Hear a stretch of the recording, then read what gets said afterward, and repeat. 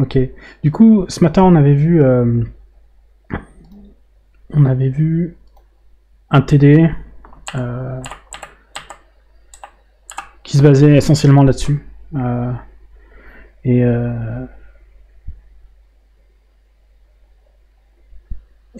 voilà. Alors, on va juste essayer de régler ce problème technique. Tu dis que t'es pas modo, c'est ça?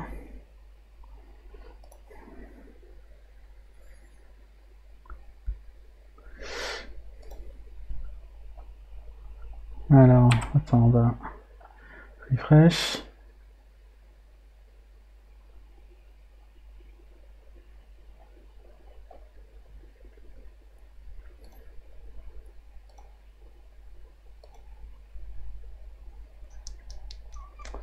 Ok, bon, à la limite, c'est pas grave. Alors, tu dois avoir une petite épée. Mais alors, ah, d'accord. Je crois que j'ai compris pourquoi.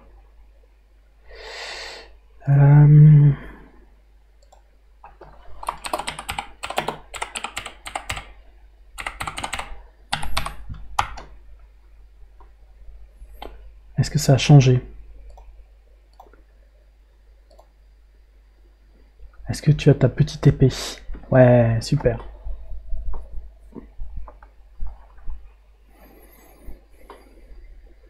Donc du coup les règles ont changé, hein. Maintenant c'est permaban à vue pour toute remarque déplacée. Ok. Qu'est-ce qui est bon? Qu'est-ce qui est bon, Dixiela? C'est bon, ça va, c'est bon. On peut y aller? C'est ça la question? Bon, on va faire comme dans la vraie vie réelle. On va laisser quelques minutes au retardataire pour venir. Ok, super, 5 sur 5. Royal. Alors je sais vraiment plus où est-ce qu'on s'était arrêté du cours. Je sais qu'on a été au moins passé là-dessus. Et je sais pas si on avait eu quelque chose de plus. Il me semble qu'on avait dû s'arrêter à ce truc-là.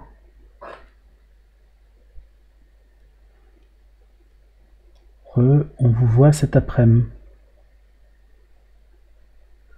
Oui. Oui, oui. C'est bien.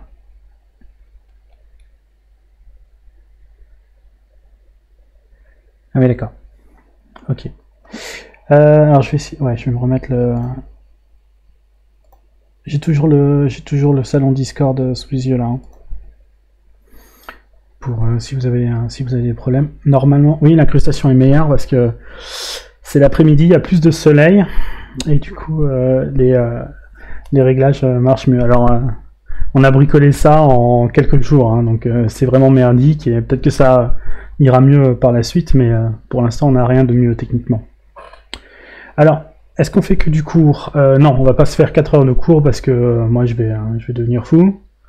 On va alterner en fait, on va faire un peu de cours, un peu de TD, on se prendra une pause très certainement vers 15h, 15h30 et on verra jusqu'où on peut aller. L'idée c'est d'avoir essayé de rassembler pas tout mais une grande partie du cours ce lundi-là. Voilà, comme ça les gens qui peuvent se faire une grosse session ont avancé, ceux qui peuvent pas ils rattraperont sur YouTube. Donc ouais, donc ça va être pas mal de cours. Alors je pense que c'est pas mal. Le cours va être complètement enregistré et disponible sur YouTube. On va voir si j'essaie de le monter un peu, histoire d'accélérer, de couper les trucs qui seront en lien avec la technique, etc. Et normalement Twitch va garder le replay pendant je sais pas combien de temps. Et, voilà, donc ça devrait bien se passer. Est-ce que... Ouais. On est 21. Ce matin, on était un peu plus nombreux, donc je vais encore attendre quelques minutes, 2-3 minutes, histoire de faire le plein. Et puis on va y aller. Est-ce que quelqu'un peut me dire s'il reconnaît les choses de ce qu'on avait vu la dernière fois? Hop là. Est-ce qu'on avait parlé de ça, la saltation, le principe de chromato avec l'élution?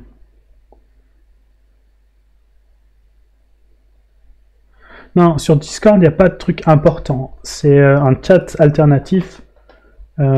Si vous voulez pas apparaître sur le log de Twitch. D'accord. Ceux qui connaissent Twitch savent que de temps en temps, il y a, comment dire, des gens qu'on n'est pas censé croiser qui arrivent. Et voilà, donc si jamais vous voulez pas que vos remarques soient lues apparaissent sur le chat, vous pouvez les mettre sur le Discord.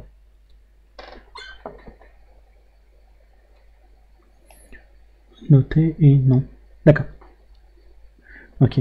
Ouais. Alors attention, le caps est susceptible de ban, mais on va y aller mollo au début, d'accord. Mais maîtrisez vos majuscules, s'il vous plaît. Ah oui, non pour le... On n'était pas arrivé jusque là, donc je pense qu'on s'était vraiment arrêté à ce truc-là. Ok.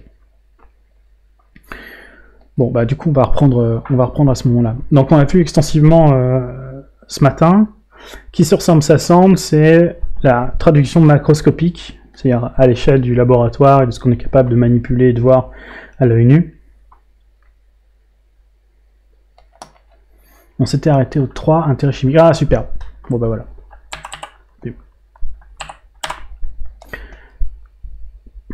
Magnifique. Ouais, donc ce que je disais, c'est la traduction macroscopique. Donc à l'échelle de ce qu'on est capable de mettre en œuvre facilement à notre échelle, de comportements microscopiques. D'accord, donc les dipôles qui s'attirent ou l'absence de dipôles qui ne s'attirent pas, c'est des règles microscopiques et ça fait émerger des comportements à grande échelle, enfin à échelle plus grande.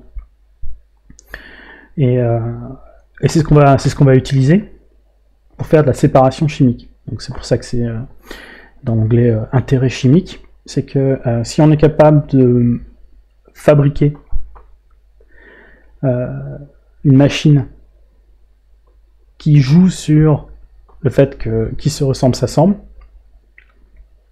alors peut-être qu'on est capable de séparer des composés chimiques en fonction de leurs propriétés.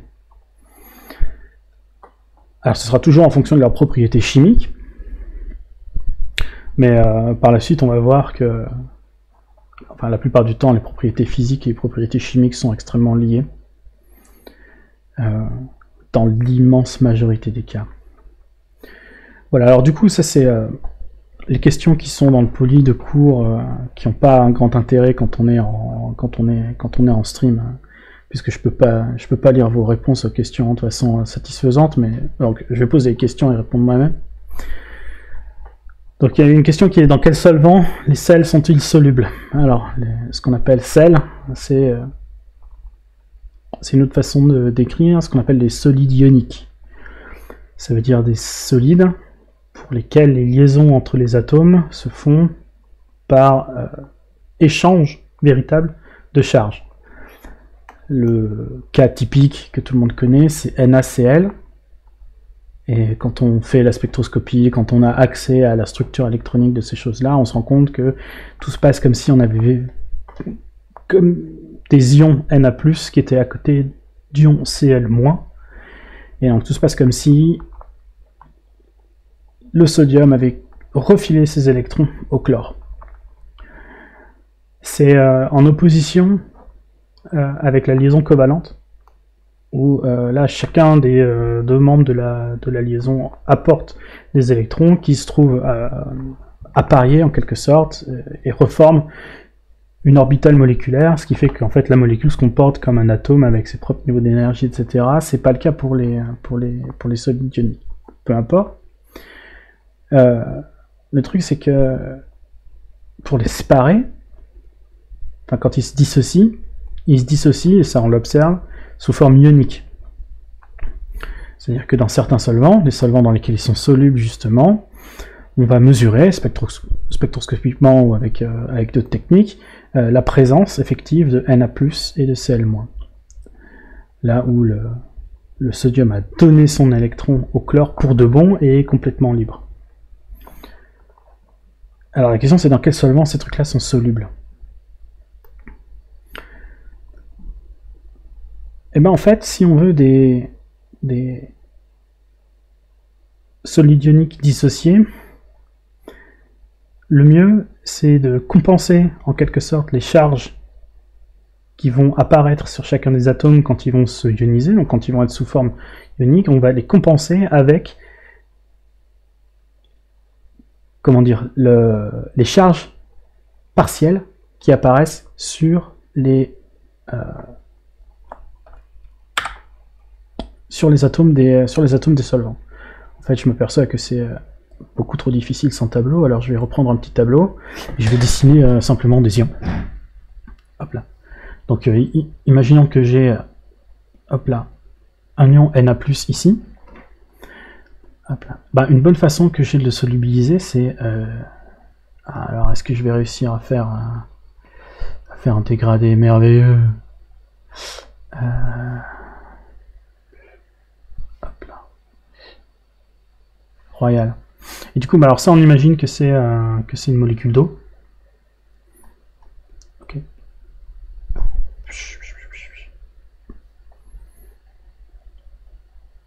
Ok, ça c'est une molécule d'eau.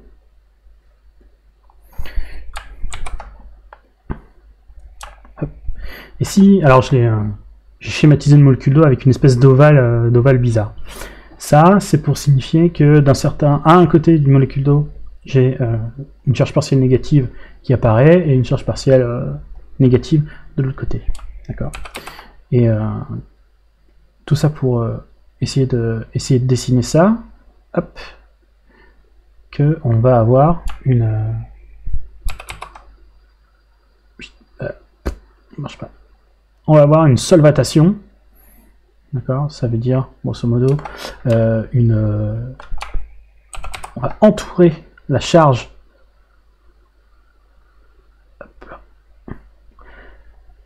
qui est apparue avec les charges négatives partielles du solvant. Et ce truc là, ça va en quelque sorte, à un moment donné, si on veut obtenir ça, il faut que les molécules d'eau arrivent là-dessus, et donc ça va en quelque sorte faire dépenser l'énergie potentielle en énergie cinétique pour attirer les molécules de flotte ici. Et donc c'est ce qui va abaisser le potentiel total du système. Alors ça c'est des terminologies énergétiques, mais l'idée qui est derrière, c'est que on a quelque chose de stable parce qu'on a une compensation des charges.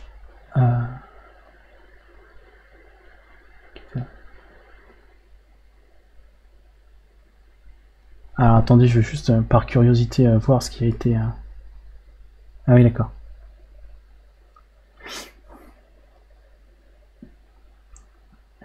Est-ce que tu peux perma chronique, je sais pas quoi là? Je suis allé voir, c'est un mec, je crois, qui commente des jeux de hasard. Ah bon, enfin, je veux dire, on n'est pas censé croiser ce genre de type, désolé. On ira ailleurs une prochaine fois. Et du coup, on a une solvatation hop là, de l'ion plus, enfin de l'ion positif. Et donc ça marche exactement de la même manière avec un ion négatif, avec un anion du coup. Ok.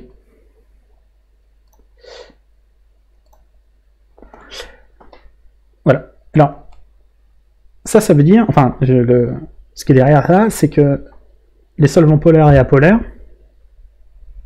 ont des propriétés de solvatation différentes. Vous ne pouvez pas dissoudre beaucoup de sel dans de l'huile, alors que vous pouvez dissoudre beaucoup de sel dans de l'eau. Justement à cause du caractère polaire qui va en quelque sorte compenser, enfin faciliter, rendre possible le fait qu'il y ait des ions chargés qui soient libres les uns par rapport aux autres. Alors l'autre question qui était là, c'était comment nettoyer la graisse en règle générale, et la graisse sur une surface plane. Alors je vais dire une question, est-ce que vous pouvez redéfinir ce qu'est un liquide ionique, SVP? Alors, si j'ai dit liquide ionique, c'est une erreur de ma part. En fait, il y a des solides ioniques, donc typiquement NaCl. D'accord. Donc si vous regardez la structure, on pourrait y regarder ça en détail, mais si vous regardez la structure cristalline de NaCl, vous allez voir que c'est un empilement géométrique de Na et de Cl. Okay. Et ce truc-là tient ensemble, c'est-à-dire la cohésion qui est là-dedans, ça vient du fait que les Na, en quelque sorte, donc les atomes de sodium refilent des électrons aux atomes de chlore, et c'est grosso modo la charge totale plus qui apparaît sur les Na qui génère une attraction vis-à-vis des atomes chlore qui sont devenus des ions chlore Cl-, et c'est cette attraction, on va dire coulombienne de base, qui génère la cohésion du solide ionique. Ok? Donc c'est une liaison ionique. C'est quand on a un truc chargé plus et un truc chargé moins qui s'attirent l'un par rapport à l'autre. Et donc si on en empile tout un tas, ça donne un solide ionique, un cristal ionique type le sel de table que vous avez à table. Ok? Et alors liquide ionique, ça doit avoir un sens si on parle de sel fondu ou si on fait fondre du sel, on doit avoir effectivement un solide avec des liaisons ioniques, mais c'est pas ce que je veux décrire. Ce que j'avais dessiné ici, c'est la solvatation. Donc le fait qu'il y ait un ion Na+, qui soit entouré de tout un tas de molécules d'eau. Ils sont entourés de tout un tas de molécules d'eau parce que cette molécule d'eau a effectivement en quelque sorte un côté moins et un côté plus. Des charges partielles qui sont apparues sur l'atome d'oxygène. Du coup, hop, si je redessine une molécule de flotte, on avait dit que l'oxygène c'était un élément électronégatif, et donc il y a des charges partielles. Alors je vais mettre les doublés qui sont là, donc il y a des charges partielles qui apparaissent là-dessus, et des charges partielles positives qui apparaissent sur les atomes d'hydrogène dans la molécule d'eau. Donc je rappelle que du coup il y a un moment dipolaire constant qui se forme là-dessus. Et c'est la multitude de charges partielles négatives sur les molécules d'eau qui vient compenser en quelque sorte la charge totale, la charge complète de l'ion positif qui est là. Alors ça marche aussi avec la charge positive, hein. Si je dessine un Cl-, puf, on va avoir le même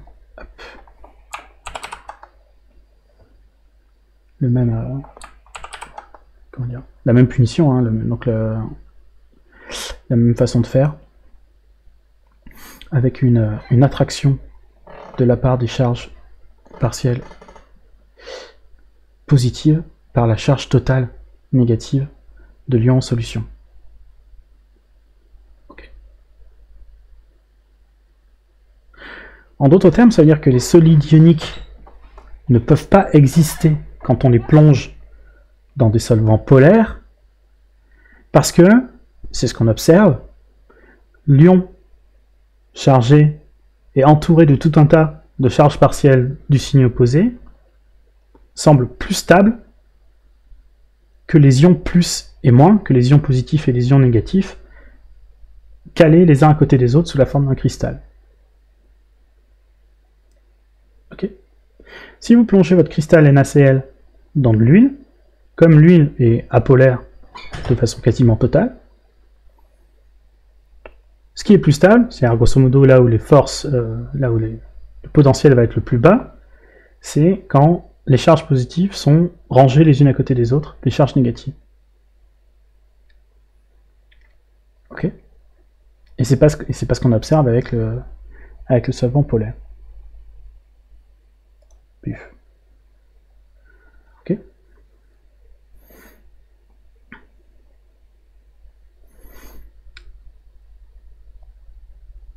Alors, l'autre question que je disais, c'était comment est-ce qu'on nettoie dans la vraie vie, comment est-ce qu'on se débarrasse d'une tache d'huile sur un carrelage, sur une assiette, peu importe.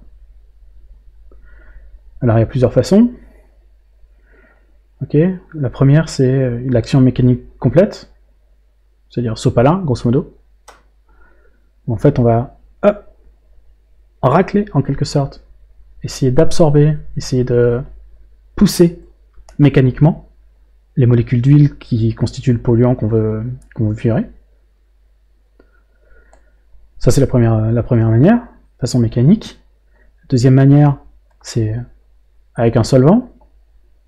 Alors ça, c'est un truc qu'on fait quand on peut pas faire autrement, quand la graisse en question est dure, en règle générale. On utilise un solvant, et donc là, on va simplement solubiliser la graisse, c'est-à-dire faire une extraction liquide directe, en utilisant quasiment le principe qu'on a vu ce matin en TD, c'est-à-dire on met un solvant qui est capable de dissoudre des choses apolaires au contact des choses apolaires, et du coup les choses apolaires vont aller dans le solvant qui est apolaire lui aussi. Et une autre façon, c'est d'utiliser du savon. Alors le savon, c'est un peu particulier, c'est tensioactif. Donc c'est des molécules qui ont à la fois un côté polaire et un côté apolaire. Moi, je peux en dessiner un tant qu'on y est. Hop là, je vais supprimer tout ce truc. Hop.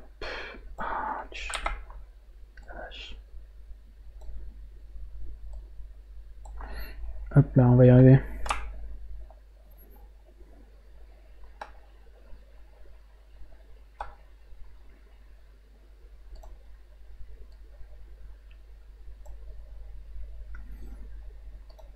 Ok.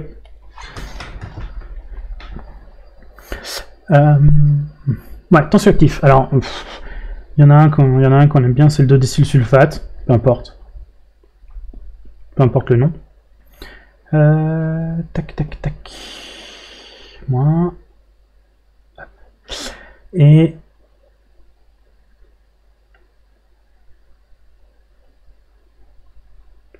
alors ça, je ne sais pas si vous êtes familier avec cette notation.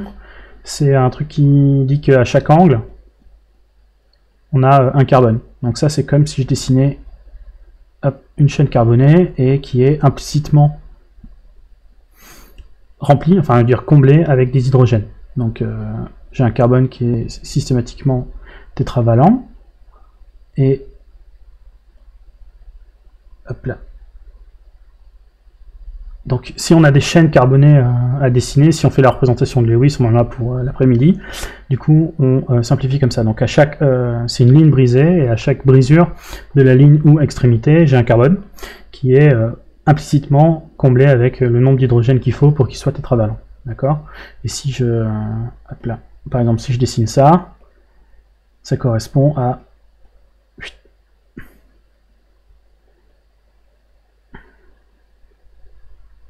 cette molécule-là d'éthylène, peu importe le nom, où j'ai une double liaison entre deux carbones comblée avec de l'hydrogène. D'accord? Donc ça, c'était juste une aparté sur la notation.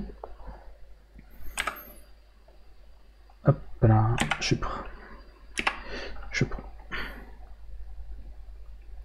Ok. Et du coup, voilà. Si on regarde cette molécule-là, bah, on se rend compte que ici, on a une tête. On va appeler ça une tête. D'accord? Une tête qui est d'une part chargée et d'autre part riche en oxygène lié à un autre atome. Alors si vous vous souvenez du cours, vous savez que l'oxygène et le soufre sont sur la même colonne, donc c'est le même groupe, mais pas sur la même période. Et on a vu que avec la période, donc avec la ligne sur le tableau de Mendeleïev, l'électronégativité baissait. Donc là, on sait que l'oxygène est plus électronégatif que le soufre, et donc nécessairement, il va y avoir des charges négatives partielles qui vont se mettre sur tous les oxygènes qui sont liés au soufre. Ok. Alors je connais plus l'électronégativité du soufre, ça doit être comparable à celle du carbone, je sais pas. En tout cas, ce qui se passe, c'est qu'il y a une somme vectorielle de moments dipolaires liés à chacune des liaisons qui est non nulle ici. D'accord?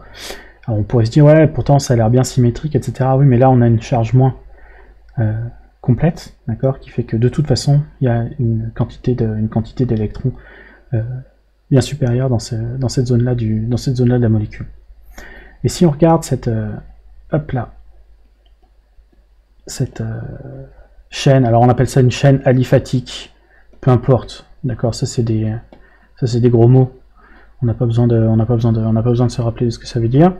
C'est juste que ce truc-là est composé de carbone et d'hydrogène, et on a vu que le carbone et l'hydrogène formaient des liaisons qui étaient très peu polarisées, et donc on peut dire que ce truc-là est complètement apolaire. D'accord. Hop.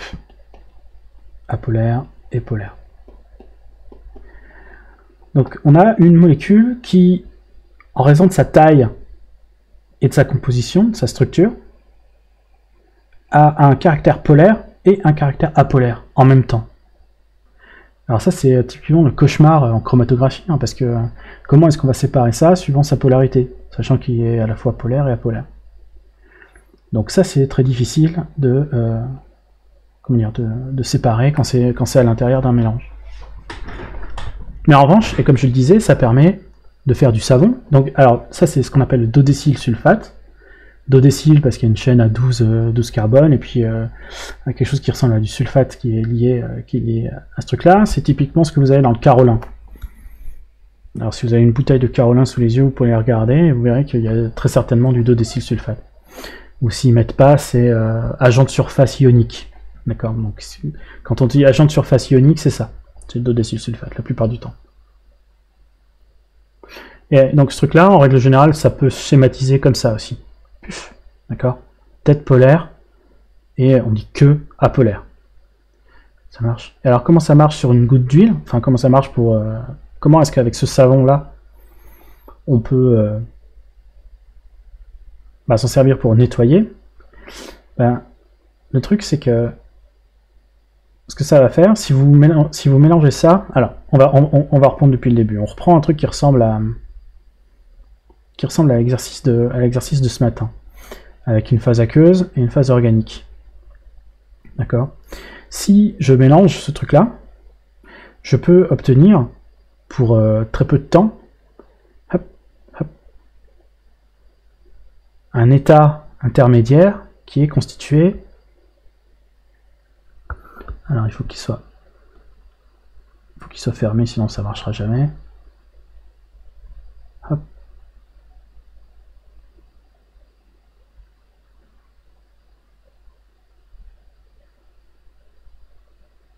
Hop là, on va utiliser les outils qu'on a.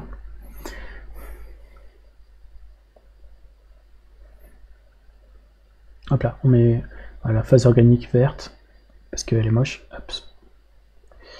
Et c'est pas vrai. Voilà, bon, on a compris. On peut disperser en quelque sorte la phase organique dans la phase aqueuse. Okay. Si on est capable de faire ça, c'est parce que ces trucs-là ont des comportements mécaniques de liquide. Okay. Donc c'est-à-dire c'est pas parce qu'il y a deux phases que je peux pas subdiviser cette phase, en faire une petite gouttelette et la mettre dans la phase aqueuse. D'accord. Ça se comporte quand même comme un liquide. Okay. Et du coup, si je secoue très fort, et c'est ce que vous avez dans une vinaigrette dans laquelle vous mettez pas de moutarde ou de jaune d'œuf, etc., vous pouvez quand même avoir une espèce de truc homogène simplement par dispersion mécanique. Okay. Et maintenant, qu'est-ce qui se passe si dans votre phase aqueuse, vous avez ces trucs ioniques? Alors ce qui va se passer, c'est que je vais le dessiner comme ça, on va zoomer.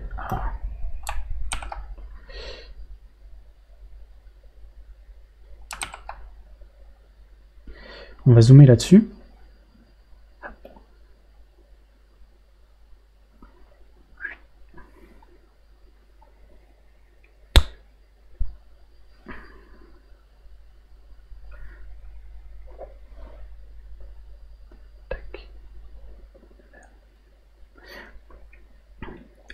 Donc on va zoomer là-dessus et on va placer, enfin on va dire qu'on a tout un tas de molécules comme ça à l'intérieur.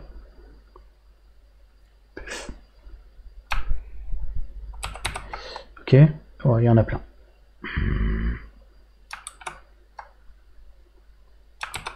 On a compris. Ok. Alors ce truc-là, je rappelle que c'est d'huile. Hein. Et donc si j'ai ces solides ioniques, enfin si j'ai ces tensioactifs à l'intérieur de ma phase aqueuse et que j'ai une goutte d'huile, eh ben, il va se passer ce qui doit se passer, c'est-à-dire qui se ressemble s'assemble, et je vais avoir, hop là. Alors je vais le faire pour une ou deux molécules, sinon ça va prendre de la vie, on n'est pas là pour dessiner non plus trop longtemps. Puf.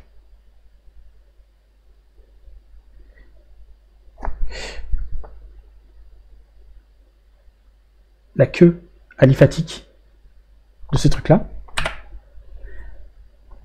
va se plonger dans le... Pardon. Va se plonger dans la goutte d'huile.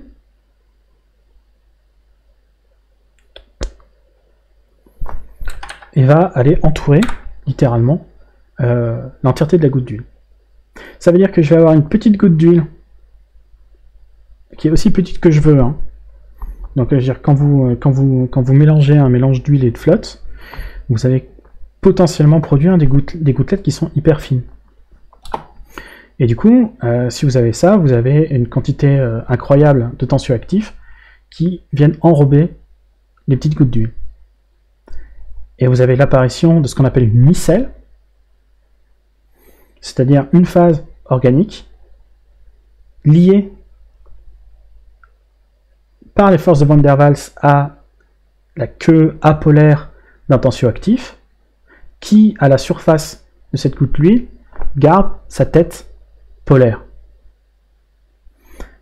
Et la tête polaire, elle est à l'aise ici, parce qu'elle n'est pas en contact, tant que ça, avec les molécules apolaires organiques. En revanche, elle est en contact hyper compétitif avec la phase aqueuse et le solvant polaire. Alors j'ai mis aqueuse parce que la plupart du temps, les phases polaires liquides, c'est des phases aqueuses. Mais on peut imaginer un autre solvant polaire qui fasse exactement le même effet. Ok? Du coup, vous avez une goutte apolaire, entourée par une espèce de coque qui est ambivalente, c'est-à-dire qu'elle a donné sa chaîne aliphatique à la phase organique, et elle tend sa tête polaire à la phase polaire. Okay. Et du coup, il n'y a aucune raison que deux gouttelettes se rejoignent si on est comme ça. D'accord? Parce qu'il n'y a plus d'exclusion de ce groupement. Ce groupement, il n'est pas exclu, il est solvaté par le solvant polaire. Ok? Et du coup, c'est ça qui permet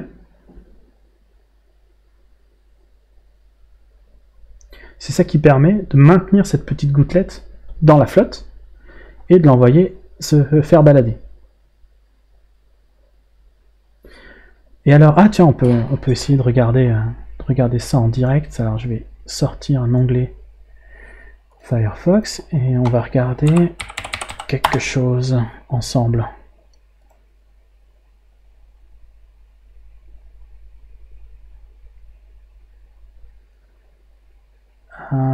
Est-ce que ça va être bien ça?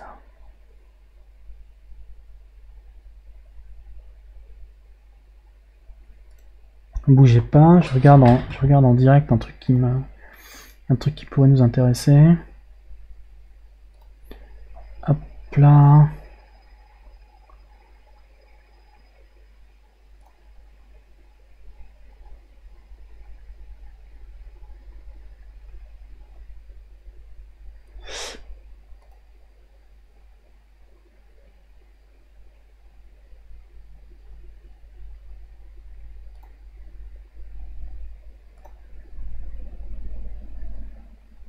Ouais.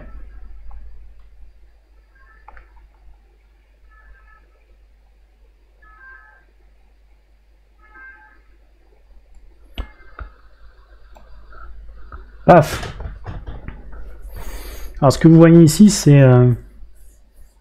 la structure d'un virus. Je ne sais pas si vous êtes au courant.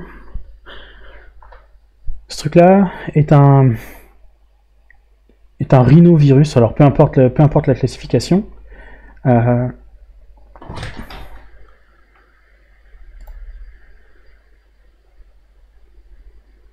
Peu importe la classification, ouais, comment dire, ce qui est représenté ici, c'est la membrane externe d'un virus. Et la membrane externe, comme toutes les membranes externes, c'est un mélange de protéines et de lipides. Ok. Lipides, ça veut dire gras en biologie. Ok.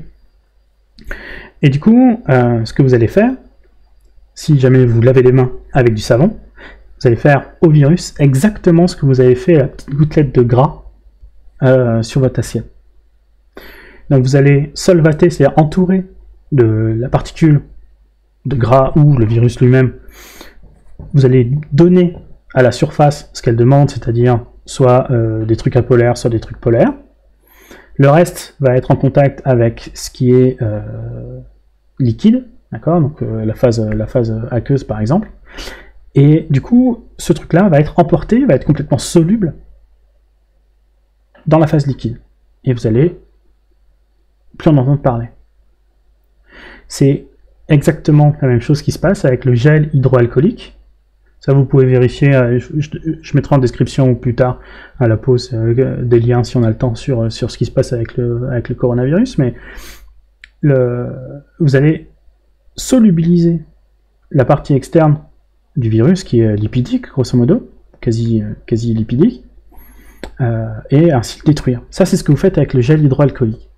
Avec le savon, vous le mettez en solution, en quelque sorte, vous l'entourez d'un truc qui va l'empêcher de se redéposer, parce qu'il va rester soluble dans la flotte. Et si vous rincez les mains, alors il part avec l'eau.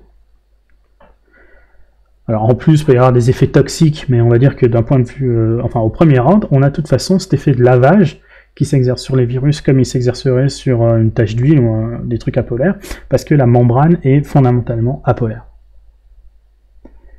Ok? Voilà.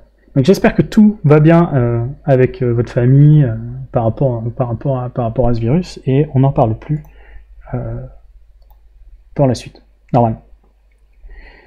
Ok, alors, est-ce qu'on s'est éloigné? Non, c'est pas tellement éloigné du sujet.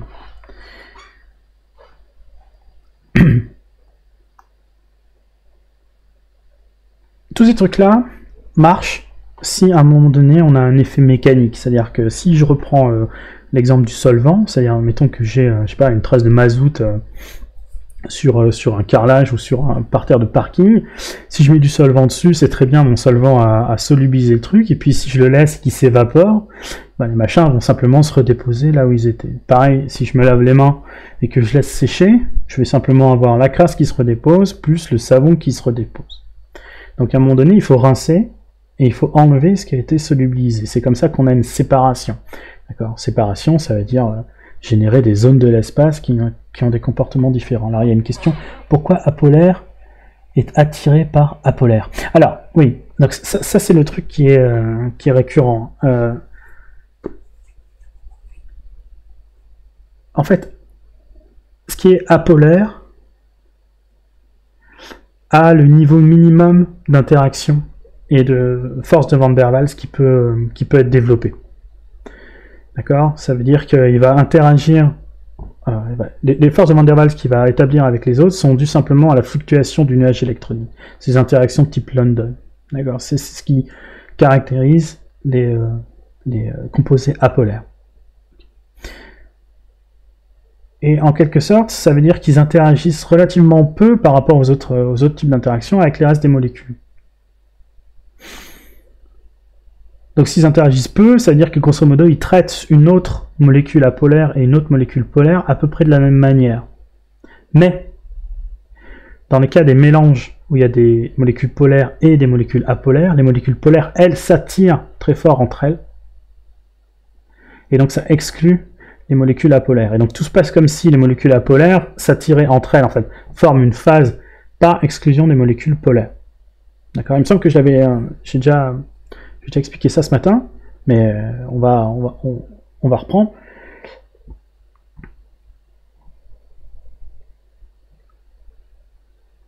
En fait, polaire et apolaire, depuis le début, on n'a jamais donné d'unité ou d'échelle de grandeur associée à ce truc-là. Parce que c'est relatif. En fait, il faudrait dire plus polaire que ou moins polaire que. Les solvants et les choses qu'on est capable d'utiliser en industrie ou dans les labos sont limités. Et donc, il y a une espèce d'échelle usuelle de polarité. Et on dit que les choses sont polaires quand elles sont plutôt comme l'eau. Et qu'elles sont apolaires quand elles sont plutôt comme, je sais pas moi, le benzène, l'hexane, enfin des solvants qui sont uniquement composés de carbone et d'hydrogène. Okay. C'est pas hyper facile à quantifier et il n'y a pas véritablement d'intérêt à le quantifier, hein, puisque là on est vraiment dans l'interprétation qualitative. À partir d'une structure de molécules, on cherche à prédire le comportement des molécules qu'on dessine. Et du coup, s'il y a une tête polaire, ce que j'appelle tête polaire, ça veut dire une zone de la molécule dans laquelle il y avait beaucoup de différences d'électronégativité entre les atomes et une somme vectorielle des moments dipolaires non nuls, alors je dis que ça c'est polaire dans le sens où ça se comporte comme l'eau. C'est-à-dire qu'il y a un moment dipolaire constant qui est là. Et pour la partie apolaire, c'est le contraire. Mais c'est vrai que, en quelque sorte, le caractère apolaire, c'est plutôt un caractère d'indifférence. Si on veut faire un parallèle avec des comportements plus ou moins humains, ce qui est apolaire, c'est plutôt ce qui est indifférent. Et ce qui est polaire, c'est au contraire un comportement, alors on dirait polarisé pour des humains, mais du coup on tourne en rond sur le lexique. Voilà, les molécules polaires aiment bien être entre elles. Et du coup, si je mélange tout ça, je vais avoir les molécules polaires qui vont se regrouper en une phase, la plupart du temps. Mais si j'ai une phase qui est sortie d'une autre, bah, c'est comme si chacune avait fait sa phase de son côté, en fait. Mais avec une interprétation moléculaire, c'est juste qu'il y a des types qui ont voulu se regrouper et les autres qui en avaient pas grand-chose à faire. Ok ? C'est ça. Je sais pas si ça répond. J'espère. Bon, je vais essayer d'avancer dans le cours. Je vais faire un peu plus qu'une demi-heure là-dessus. Voilà, donc on va profiter de ce qu'on sait sur le fonctionnement des molécules pour essayer d'imaginer, de dessiner une machine qui permet de séparer dans l'espace, donc séparer géographiquement, des molécules qui ont des comportements différents. Et ça, c'est ni plus ni moins que le principe de la chromatographie. Et ça revient en fait à essayer de déplacer une tache d'huile sur une assiette. Ok, on va continuer à filer la métaphore. Donc on imagine une assiette avec une tache d'huile et juste à côté, je sais pas moi, une tache de ketchup, une tache de sucre, enfin un truc du sirop quoi. Si je laisse couler de l'eau sur cette assiette, ce qu'on va observer, c'est que le sucre ou le sirop est rincé et lavé plus vite que la tache d'huile. Donc ça s'interprète de façon simple, c'est que le sucre est très certainement plus polaire que l'huile, et donc il va dans l'eau plus rapidement que l'huile. Et ça veut aussi dire, enfin, et ça marche que si on a autre chose, qui est que la surface de l'assiette, elle n'est pas si polaire que ça. Voilà, on va aller vite, on va dire qu'elle est apolaire. Parce que si elle était hyperpolaire, alors le sirop ne serait pas lavable par quelque chose de polaire comme l'eau. Puisque le sirop resterait collé sur l'assiette. Il ne serait pas lavé. C'est précisément comme ça qu'on fabrique des colles. C'est des trucs hyperpolaires qui se collent de façon hyper forte sur n'importe quoi, pourvu qu'il soit un tout petit peu polaire. Bon, on va revenir là-dessus en détail par la suite. Et donc un chromatographe, ça vise à la séparation d'un mélange moléculaire qui est dans une phase mobile qu'on a mis au contact d'une phase fixe. Donc ce que je vais appeler phase mobile, il faut imaginer que c'est l'eau du robinet, Et ce que je vais appeler la phase fixe, ou la phase stationnaire, c'est la surface de l'assiette. Et du coup, ce que j'ai décrit, c'est ce qui est schématisé ici, c'est-à-dire on va faire couler de l'eau, mettre le solvant en mouvement dans une direction qu'on connaît. Ça, c'est ce qu'on appelle l'élution, d'accord? Alors, mise en mouvement, on peut appeler ça advection pour faire plus riche. Ça donne c'est un terme pour signifier qu'on a une phase qui est en mouvement par rapport à l'autre, d'accord? Et en mouvement de translation la plupart du temps. On peut appeler ça advection si on veut. La phase mobile, on va appeler ça l'éluant aussi. Et du coup, ce qui se passe d'un point de vue microscopique, c'est ce qui est schématisé sur cette diapo-là. C'est très simple. On imagine que on démarre avec une phase, une phase fixe en x0, d'accord, donc à une position donnée, et on imagine que là on est au moment où on salit en quelque sorte l'assiette. Donc quand je démarre avec une tache d'huile sur mon assiette, ça revient à coller en quelque sorte les molécules d'huile sur l'assiette.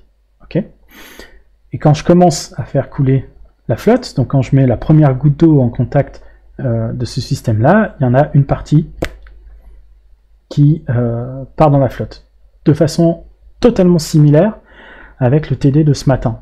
D'accord, c'est-à-dire que même si on a des choses qui sont stables dans une phase et pas dans l'autre, il y a toujours une probabilité, une chance pour que la molécule passe dans l'autre phase.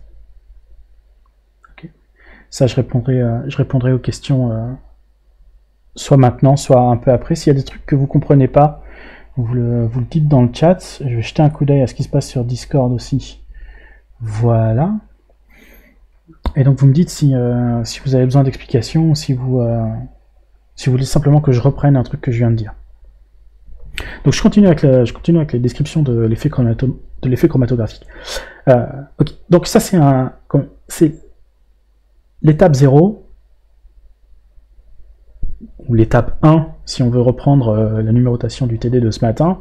C'est ça, on a des trucs sur une phase, et un petit nombre, un nombre qui dépend du composé, qui est repassé dans la phase mobile. Et maintenant, si j'ai l'effet mécanique d'advection dont je parlais, ou on peut appeler ça élution aussi, ça revient à faire ce qu'on avait fait au TD, c'est-à-dire remplacer la phase mobile qui est en équilibre avec la phase stationnaire, la remplacer par un solvant qui lui est complètement hors équilibre, c'est-à-dire grosso modo il a rien dedans, il est complètement vierge, et à repousser ce qui était la phase organique qu'on a extraite, à la repousser plus loin sur la colonne au contact d'une phase stationnaire qui elle est vierge. Ok. Et alors là du coup, qu'est-ce qui se passe? On a là à x0, on a exactement ce qu'on a vu en TD ce matin, c'est-à-dire qu'on avait des solutés qui étaient au contact de la phase stationnaire, donc ils sont peinards, en interaction avec cette phase-là, et puis ils voient une autre phase qui leur arrive sur la tête, et il y a rééquilibrage, c'est-à-dire qu'on va modifier les concentrations, modifier la quantité de soluté qui est fixée à la phase fixe, et modifier la quantité de soluté qui est solubilisée dans cette phase-là, de telle sorte que le ratio, un ratio de concentration ici, soit constant. Et pareil pour ce qui est arrivé à l'étape d'après dans la direction d'élution, on a une phase mobile qui arrive chargée de constituants, et si j'en ai représenté qu'un, avec une certaine concentration non nulle, au contact d'une phase qui, elle, est complètement vierge, donc à concentration de soluté liée nulle.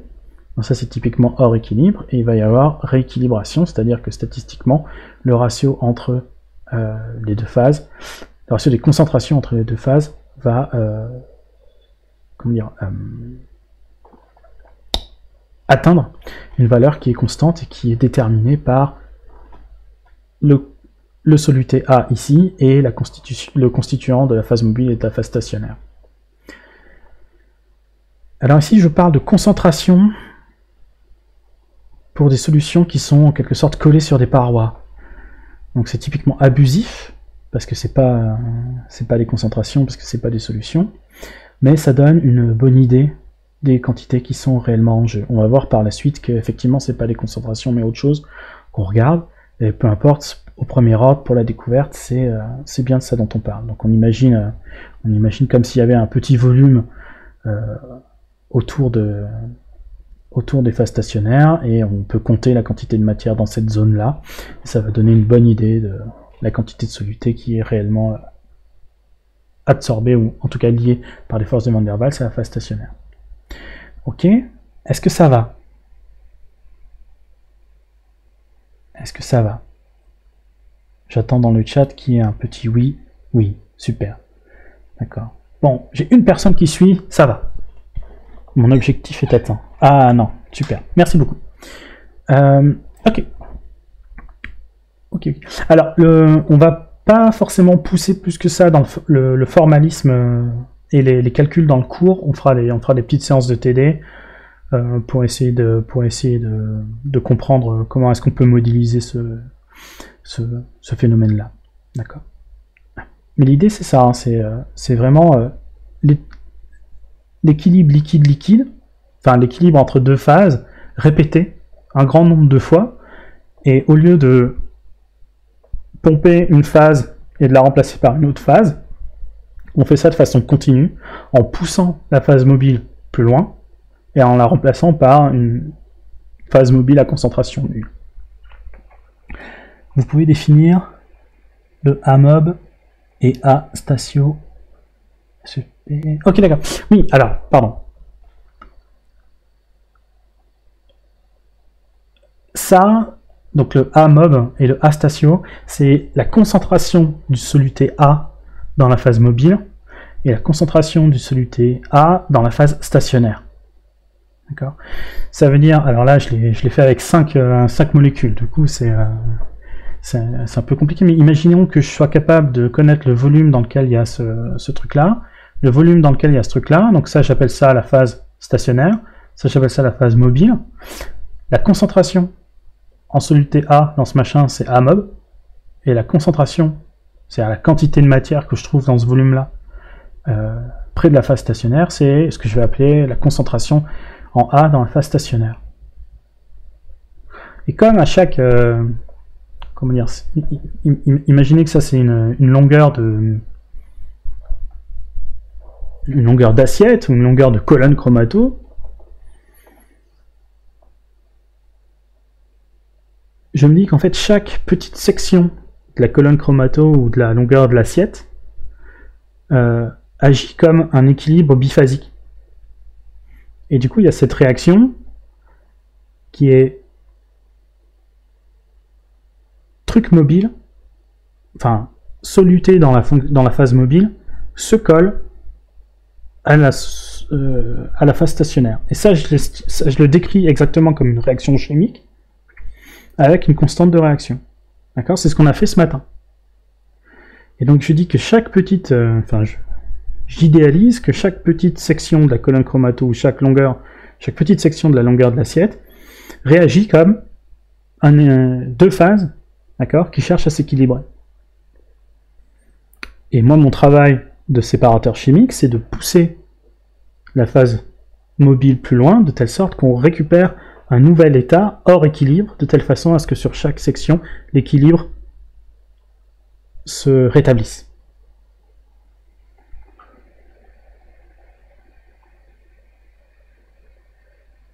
Ok, oui, du lag pour certaines personnes. Ok, je suis désolé.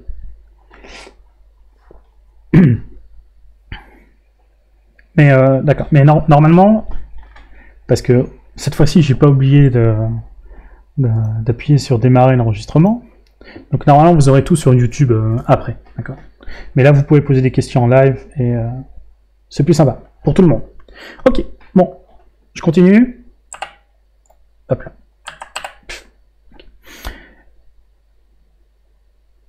Et du coup, alors, donc, on a vu qu'on avait un phénomène de saltation. Ici, vous pouvez tout de suite intuiter, je ne sais pas si c'est français comme terme, peu importe, vous pouvez imaginer facilement que plus votre soluté A ressemble à la phase stationnaire, plus l'équilibre va être déplacé en faveur de l'augmentation de la concentration du soluté A dans la phase stationnaire.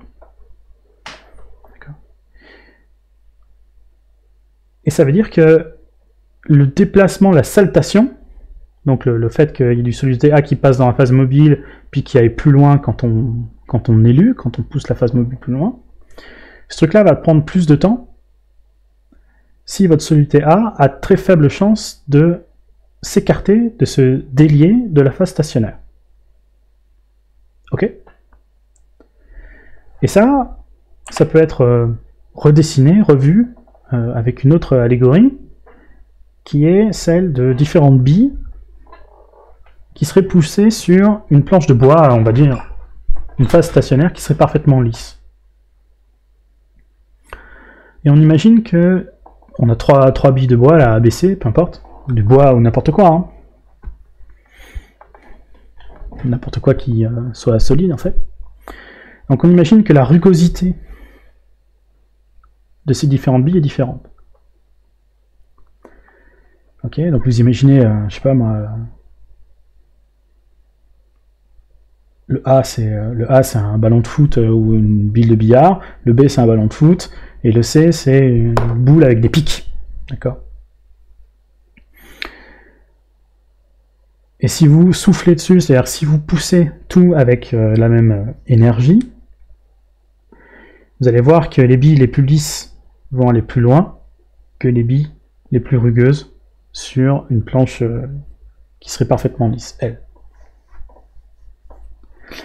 Ça veut dire que d'un point de vue macroscopique, la multitude de petits ralentissements sur chacune des billes se traduit par une vitesse totale inférieure pour les billes qui ont le plus de petits picots, donc qui ont subi le plus grand nombre de micro-ralentissements.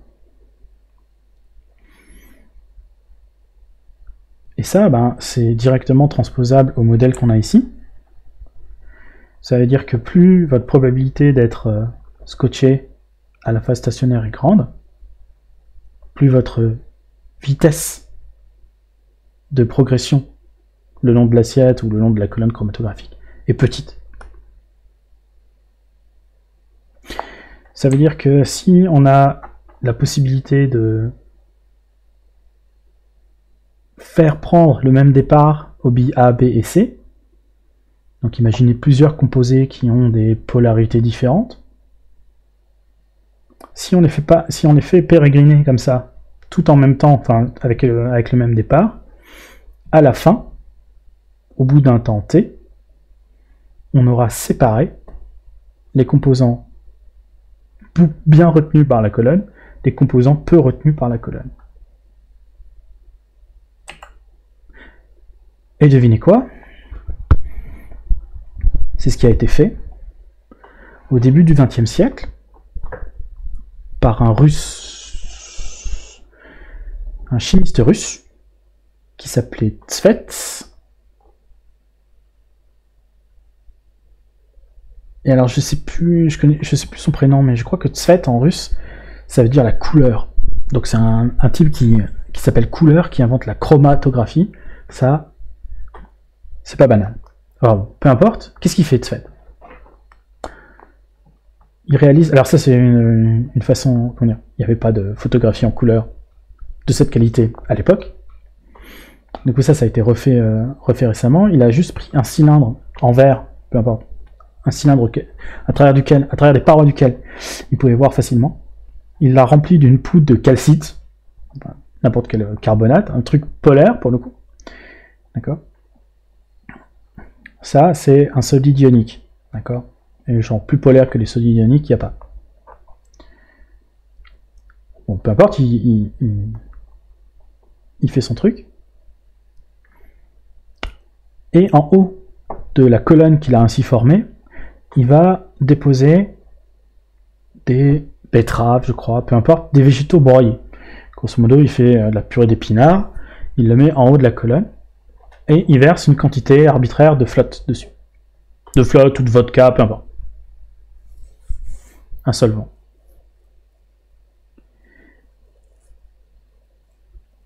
Et au bout d'un certain temps, il observe ce truc-là.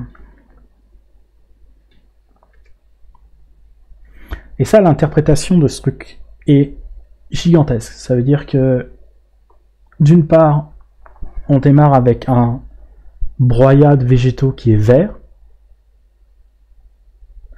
et qu'au bout d'un moment, il a généré des trucs orange. Alors on peut refaire l'expérience avec des temps plus ou moins élevés pour savoir si la couleur orange vient pas d'une réaction chimique. Non. On sait qu'elle vient pas d'une réaction chimique. Et ça veut dire que dans les trucs verts, il y a des trucs orange. Ça veut dire qu'avec ce type de méthode, on est capable d'analyser la composition d'un mélange. Et la preuve, c'est qu'on ne pouvait pas se douter qu'il y avait des trucs orange dans le truc vert, puisqu'ils étaient mélangés à une quantité de trucs verts tellement importante que l'œil ne pouvait pas faire la différence. Puis si vous mélangez du vert et de l'orange, vous devez obtenir un truc qui s'approche du vert, un vert un peu plus foncé, quoi.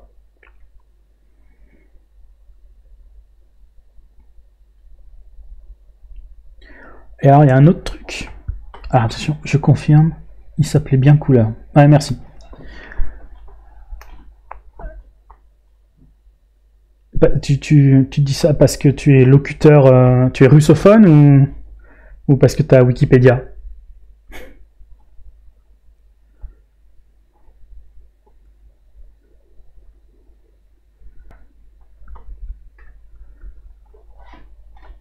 Il n'y a pas de réponse, ça doit être Wikipédia alors.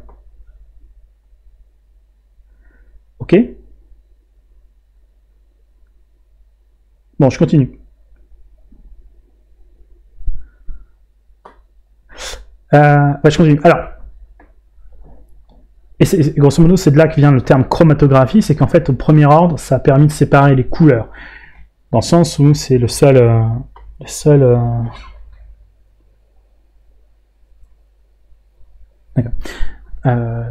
le seul truc dont on est capable de se rendre compte à l'œil nu, hein, grosso modo, sur les caractéristiques physiques des molécules, sans les sniffer, enfin sans rentrer en contact physique avec elles. Et du coup, ça a donné son nom à la technique en général. Donc chromatographie, c'est la graphie, donc l'analyse, la mesure des différentes couleurs à l'intérieur d'un mélange coloré. Et alors, c'est l'époque, on verra ça en spectrométrie de masse, c'est l'époque où on se doute, enfin on est quasiment certain que les propriétés photoélectriques des molécules sont dues à leur composition chimique. C'est-à-dire qu'on se doute que ce sont les électrons, enfin en tout cas les comportements électriques des atomes entre eux qui donnent les propriétés des liaisons chimiques.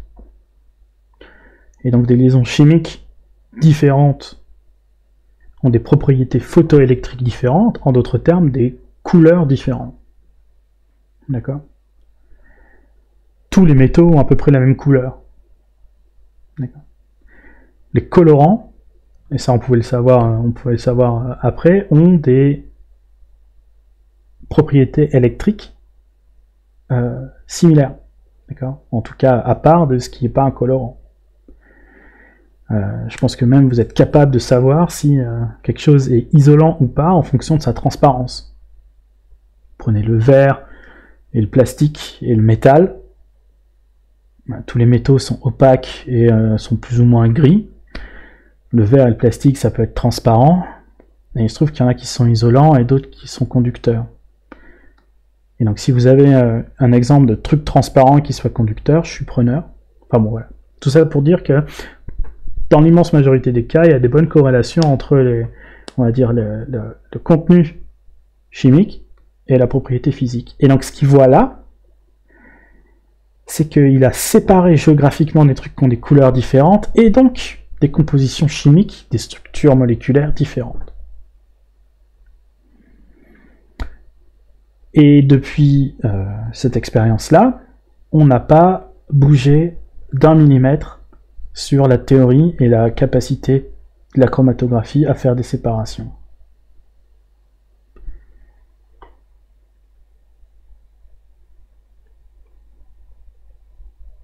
Super. Donc ça c'est énorme, d'accord? C'est fondamental, ça a l'air de rien, mais ça a des aboutissants absolument insoupçonnés. Et donc tout se base sur le truc, alors ça c'est le truc qu'on déroule depuis tout à l'heure, mais donc il y a des phases mobiles et des phases stationnaires, et des constituants différents sont élués à des vitesses différentes, simplement parce qu'ils n'ont pas la même interaction avec la phase stationnaire, et la phase stationnaire les retient, et donc suivant qu'on est plus ou moins retenu, on va plus ou moins loin au bout d'un temps t, où on atteint une longueur dans la direction d'élution donnée au bout d'un temps qui est différent. Et là, on a fait le tour du principe de chromatographie. Alors là, je vais donner quelques chiffres ou quelques données, on va dire qui ressemblent en quelque sorte à un catalogue de ce qui est possible de faire en chromatographie. Alors, ici, juste un truc pour essayer de vous faire remarquer la chose suivante. La première chromatographie, donc l'appareil de chromatographie en phase liquide commercial, donc un truc qu'on pouvait vendre à des labos pour qu'ils fassent de la séparation chimique, c'est au tout début des années 40, 1940. Donc vous voyez qu'il y a quasiment 40 ans entre la découverte d'un phénomène physico-chimique et les capacités d'utilisation en routine ou dans l'industrie ou dans des laboratoires. Donc la technique met en plusieurs dizaines d'années pour rendre un truc qu'on décrit parfaitement utilisable et répétable. Alors je ne sais pas si ça vous intéresse en tant que futur technicien de mesure physique, mais ça vous donne une petite idée des difficultés de construction, de la mise en œuvre des nouvelles découvertes scientifiques. Et ce truc-là n'est pas complètement réduit, hein. Pour ce qui est du laser ou ce qui est des techniques de spectrométrie de masse, on a aussi, pareil, une trentaine d'années entre la découverte et le fait qu'on soit capable d'utiliser ça facilement. Et ça reste la reine des analyses moléculaires. Donc alors c'est juste cette technique-là représentait à peu près la moitié des ventes d'instruments au début des années 2000. Je pense pas que ça ait bougé plus que ça. Et en face, on a tout, hein. On a la spectrométrie de masse, la spectroscopie, alors toutes les spectroscopies que vous voulez, d'accord? Et ça fait jamais que la moitié par rapport à la chromatographie. On n'a pas fait mieux, quoi, en d'autres termes. Alors, elle se divise en deux grandes catégories, la phase gazeuse, les chromatographies en phase gazeuse et en phase liquide. C'est simplement l'état physique de l'éluant, d'accord? Donc, soit j'utilise un liquide comme si je voulais nettoyer mon assiette sale, ça c'est la chromato en phase liquide, c'est utilisé essentiellement en biologie. Là, on n'est pas capable de mettre les composés qu'on veut séparer sous forme gazeuse sans les détruire. Alors, gazéifier une protéine, c'est extrêmement difficile parce que pour l'instant, la seule façon qu'on ait de gazéifier des choses, c'est de les chauffer, donc de faire des transitions de phase. Avec les protéines, on n'arrive pas sans les détruire. C'est-à-dire que l'énergie qui séparerait les protéines des autres ou de son solvant suffit à détruire la protéine en elle-même, c'est-à-dire à séparer les composants de la protéine. Ça marche pas, mais la plupart du temps, et ce qu'on aime, quand on peut, c'est la technique de choix, c'est la chromatographie en phase gazeuse. Donc quand on peut vaporiser un échantillon, alors on utilise la chroma en phase gazeuse, et c'est ce qui fait les meilleures, mesures. Ok. Hop là. Alors ça, c'est des variations qui sont, on va dire, de l'ordre du détail. C'est pas forcément quelque chose que je vous demanderai à l'examen, quoi qu'il arrive, mais ça vaut le coup de savoir, juste pour en avoir entendu parler et savoir que ça existe, pour faire le lien avec les techniques qu'on va aborder par la suite. C'est les différents mécanismes de rétention. Donc on a vu, hein, on veut ralentir certains composés par rapport à d'autres quand on élue dans une colonne chromatographique, comme l'a fait Tzvedt par exemple. Et alors il y a plusieurs façons, il y a plusieurs mécaniques pour ralentir, pour faire que les solutés soient en interaction avec la phase stationnaire. C'est-à-dire acquièrent du retard à mesure qu'on pousse la phase mobile dans une direction. L'expérience de Tzvedt, elle était basée sur ce qu'on appelle l'adsorption. C'est-à-dire que c'est vraiment l'interaction brute, la plus simple qu'on puisse imaginer entre des solutés et une phase stationnaire. C'est simplement la qualité, donc le caractère polaire ou non de la phase stationnaire, de la phase fixe, qui va dire si vous retenez les molécules qui vous ressemblent ou pas. Un ajout industriel par la suite, enfin, il y a quelque chose qui a été rendu possible par la recherche sur les matériaux de façon indépendante, c'est ce qu'on appelle la chromatographie de partage. Et ça reprend le mot qu'on avait utilisé extensivement de nombreuses fois en TD ce matin, c'est qu'on a été capable de recouvrir, de peindre en quelque sorte, la phase stationnaire avec une phase qu'on va appeler stationnaire aussi, puisqu'elle est collée à la phase stationnaire.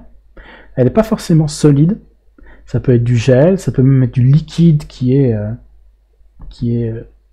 en quelque sorte déposé sur une phase stationnaire. Et c'est la caractéristique de ce liquide-là qui va être en contact de la phase mobile qui va dire si vous retenez ou pas les solutés qu'il y a dans cette phase mobile. Ok. Et du coup, là, dans le cas où ce qui est collé sur la phase fixe, c'est un liquide, d'accord, donc une espèce de peinture pas sèche en quelque sorte. Là, on a véritablement une analogie avec ce qu'on a fait en TD ce matin, où on mettait un liquide en contact d'un autre liquide.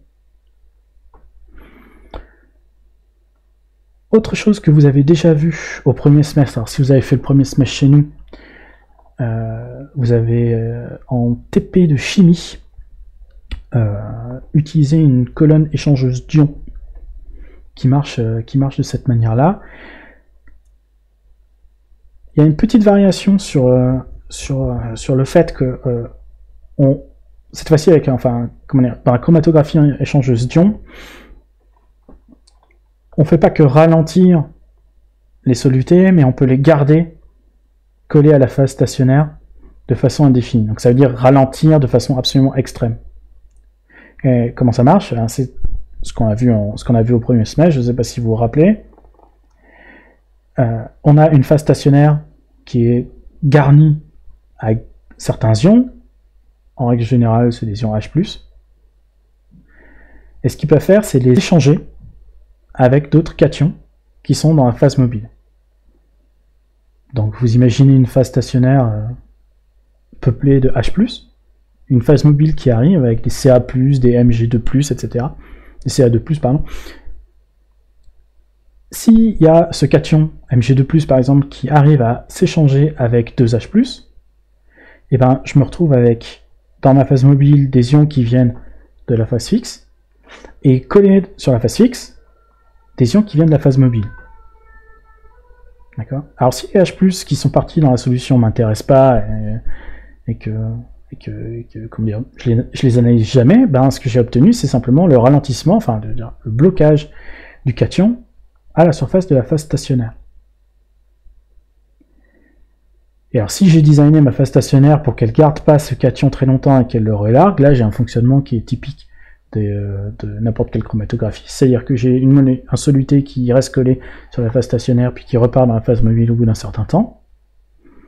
Mais je peux aussi avoir ce temps-là qui est quasiment infini, dans le sens où ce cation s'est lié pour de bon à cette phase fixe. Et c'est précisément ce que vous avez dans les cartouches de purification de flotte, type la marque Brita par exemple. C'est ce genre de colonne. Vous faites passer de l'eau et vous échangez vos cations contre d'autres cations qui sont pas mauvais pour la santé. Et donc vous bloquez indéfiniment vos cations dans la phase stationnaire.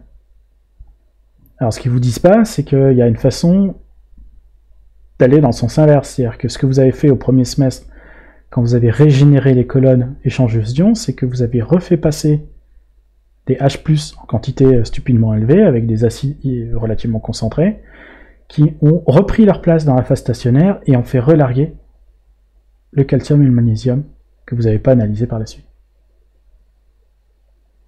Donc normalement, on peut régénérer les phases stationnaires échangeuses d'ions. Et donc on peut aussi jouer sur le pH de la solution d'élution en fonction du temps qu'on veut retenir les cations dans la phase stationnaire.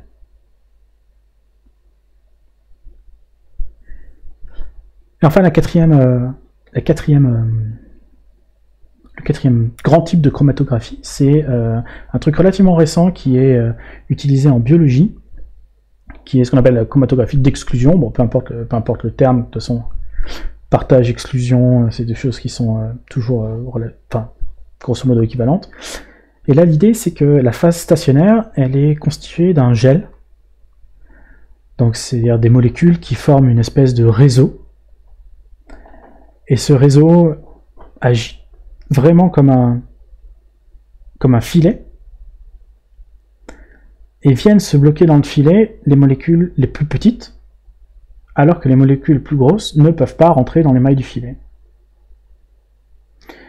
Donc ça veut dire qu'on a, mettons, on prend une colonne chromatographique qui serait composée comme ça, on a un tube avec une paroi qui est peinte avec quelque chose qui est comme ça, qui est un réseau avec des tailles de trous dans les filets différents. Et du coup, au bout d'un certain moment, les petites molécules vont aller dans les petits trous et on peut comme ça séparer, classer les molécules suivant leur taille en fonction de oui ou non, est-ce qu'elles ont adhéré à la phase stationnaire ou pas. Ça, c'est utilisé pour des molécules énormes qu'on n'arrive pas à séparer du reste par autre chose que leur taille, typiquement des protéines. Parce que si vous regardez, en fait, les protéines, donc on a vu dans le cours que ce qui comptait, c'était l'extérieur des molécules, et l'extérieur des protéines, ben, ça fonctionne comme l'extérieur des acides aminés qui la composent. D'accord ? Je veux dire, les atomes qui sont offerts au solvant sont les atomes qu'il y a sur une acide aminé. Donc le comportement chimique d'une protéine, ça va être le comportement chimique de la surface de la protéine, qui est très exactement le comportement chimique de la surface d'une acide aminé. Une acide aminée, ça fait... ça a une masse molaire d'une centaine et encore, alors que c'est plusieurs dizaines de milliers pour une protéine. Et avec des colonnes d'absorption ou de partage, vous ne pourrez pas faire la différence puisque le comportement chimique est le même. Mais on peut utiliser le principe chromatographique qui est plus basé sur les forces de Van der Waals, mais sur des capacités mécaniques à plus grande échelle, pour séparer ces trucs-là. Ok ? Bon, j'espère que j'embrouille pas trop avec les petites digressions du cours, mais voilà. Je pense que c'est bon pour vous de voir un peu l'étendue de l'application de cette technique-là. Alors, j'ai mis ça parce que jusqu'à récemment, ça avait un intérêt pharmacologique. Je vais en parler tout de suite après. Ça, je pense que c'est une expérience que vous avez. Donc, je parle des deux schémas du haut là. Ça, c'est une expérience que vous avez peut-être faite en terminale, première, je sais pas. Donc, c'est de la chromato plane. Ça veut dire qu'on dépose un mélange ici, un mélange E sur une ligne de départ, avec des standards, enfin des colorants auxquels on veut la comparer, sur la même ligne de départ. Puis on plonge ça dans l'éluant, et ce truc-là est recouvert d'alumine poreux. Donc, grosso modo, ça veut dire qu'on a une phase qui ressemble à la phase stationnaire de Tzfet, d'accord, donc qui est constituée de tout un tas de petits cristaux. Et là, l'éluant va enfin, comment dire, l'élution va être générée par la capillarité. Donc c'est comme ça que le café remonte dans le sucre, pour les gens qui suivent Jamy ces temps-ci. Donc grâce à la capillarité, on fait remonter l'éluant dans une direction sur la plaque d'alumine, et on va avoir un effet chromatographique et une séparation des différents composés de l'encre, d'accord, des différentes couleurs de l'encre. Alors ce truc-là, pourquoi j'en parle? Parce que vous avez peut-être fait cette expérience au lycée, et jusqu'à récemment, c'était une des méthodes de vérification de la pureté des cachets d'aspirine. C'est-à-dire qu'il y a une trentaine d'années, un protocole a été développé pour vérifier absolument sûrement la qualité de certains cachets de médicaments. Je crois que c'était de l'aspirine en particulier. Et du coup, des stocks gigantesques de plaques d'alumine ont été mis de côté par les industries pharma, et elles ont tourné jusqu'à très très récemment avec ce protocole-là qui est archaïque, on va dire, mais stable et répétable et pas cher surtout. Et c'est la façon dont on fait les contrôles de qualité dans au moins une entreprise dont je tairai le nom, et que je connais. Ok. La dernière variante de chromatographie, c'est, on va dire, ce qui est utilisé de façon moderne. Donc là, on est... alors, moderne, c'est peut-être 2010, je sais plus exactement quand est-ce que j'ai eu cette photo-là. Peu importe, c'est toutes les techniques d'électrophorèse et de migration sur gel. Donc ça, c'est typiquement les trucs qui sont utilisés à l'hôpital de façon journalière, hein. C'est des tests d'immunoglobuline. Typiquement, si on veut faire de la sérologie, donc si on veut savoir si vous avez tel ou tel anticorps dans votre sang, on va d'abord faire des tests comme ça. Alors l'idée, c'est que c'est très exactement ce que j'ai montré en haut, mais avec un champ électrique ajouté. Ça veut dire que on peut grosso modo commander l'auto-élution des solutés s'ils sont chargés, et ça on est capable de charger des molécules relativement simples en contrôlant les pH et la composition de ce qu'on met dans le gel sur lequel on dépose les échantillons. Et si j'applique un champ électrique aux bornes du gel, les molécules qui sont chargées vont bouger plus vite que celles qui ne sont pas chargées. Okay, et si elles sont toutes plus ou moins chargées de la même manière, puisque je leur ai enlevé un H ou rajouté un H+, en contrôlant le pH, alors c'est leur affinité avec le gel qui va faire varier leur vitesse dilution. Okay. Et donc si j'ai des standards, je peux savoir que telle immunoglobuline ou tel anticorps arrive à tel endroit au bout d'un certain temps, et avec une différence de potentiel connue, et ça me permet de faire de l'identification moléculaire sur un principe chromatographique, donc qui est une variation de la vitesse de progression dans une élution. Ok.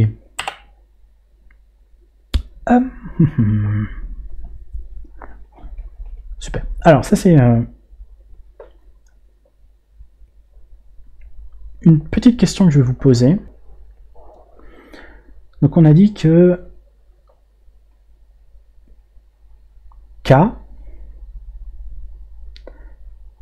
le coefficient de partage tel qu'on l'a vu dans le TD de ce matin, c'était sur une tranche de colonne, l'équilibre, enfin comment dire, le ratio des concentrations à l'équilibre entre ce qui était dans la phase stationnaire et ce qui était dans la phase mobile.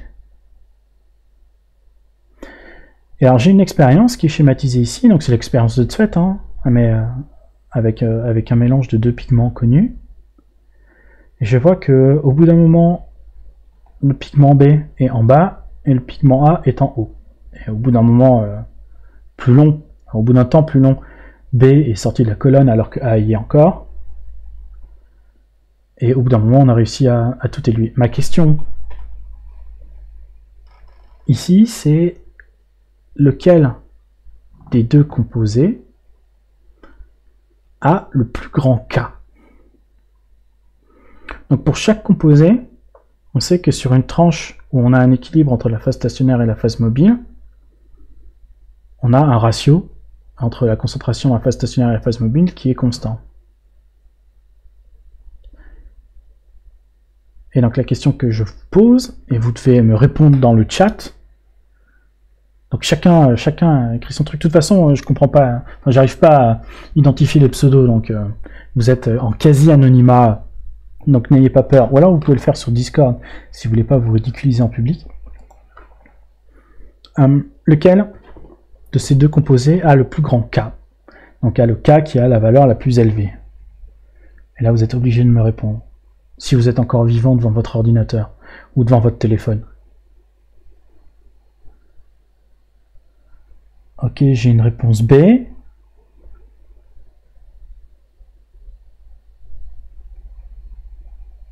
J'ai une réponse jaune, donc A.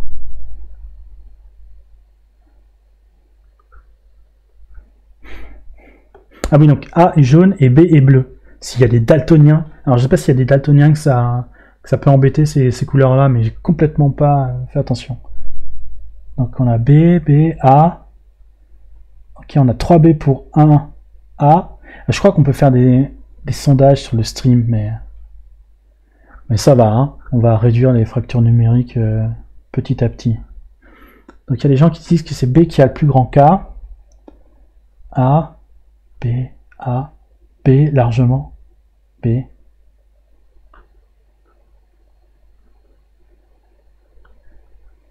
Est-ce que Cédric nous écoute?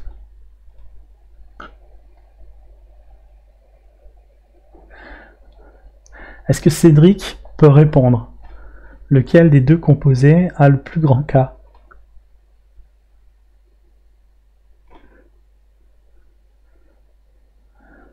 En public, hein, Cédric, hein, pas sur Facebook ou quoi.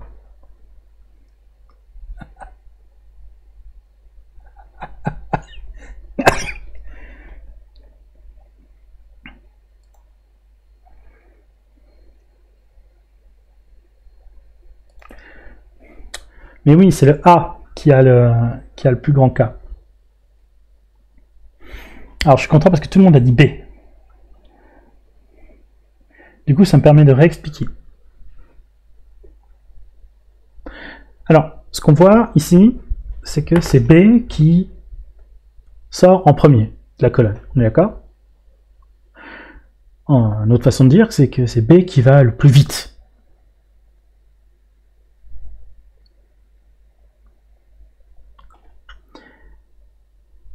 Et K, c'est à l'équilibre le ratio entre la quantité, la concentration, mais enfin la quantité de matière qui est collée à la phase stationnaire par rapport à celle qui est libre dans la phase mobile.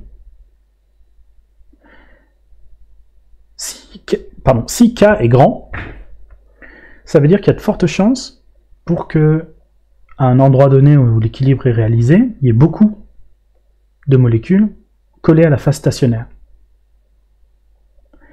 Et une molécule qui est collée à la phase stationnaire, pendant tout le temps où elle est collée, elle acquiert du retard sur l'éluant. Du coup, si votre K est grand, ça veut dire que la probabilité d'avoir des composés collés à la phase stationnaire est grande. C'est-à-dire que la probabilité qu'ils acquièrent plus de retard que l'éluant est d'autant plus grande. Et donc si vous avez deux composés qui diffèrent par le retard cumulé par leur molécule, ça veut dire que celui qui arrive en premier a accumulé moins de retard et avait donc un K inférieur à l'autre, puisqu'il y avait moins de ces molécules-là qui ont été collées à la phase stationnaire au cours de la descente dans la colonne, et donc elles ont accumulé moins de retard. C'est clair? C'est pas clair? Je vais essayer, enfin je vais regarder sur ma chaîne YouTube s'il est possible de vous montrer une vidéo qui illustre ce truc-là. Hop là, ouais, super.